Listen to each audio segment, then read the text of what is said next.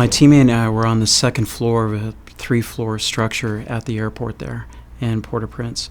And we were just talking about current events and how that would really impact our trip. And that's when the quake struck. I think it was 5:07 p.m.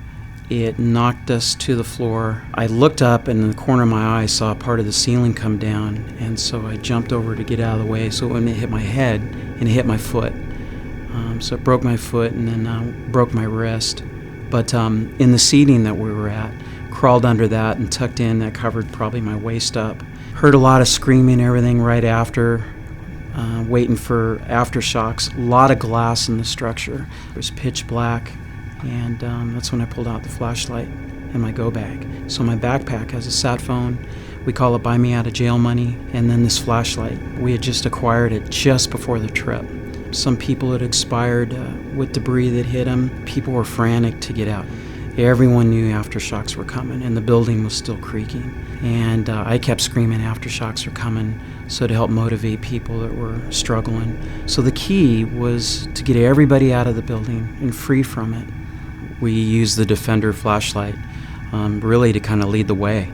And with the flashlight, held it up high on a part of the staircase. And there was about 80 people or so that was left moving. And frankly, that's how we were able to get out. That was the light. That was the safe harbor.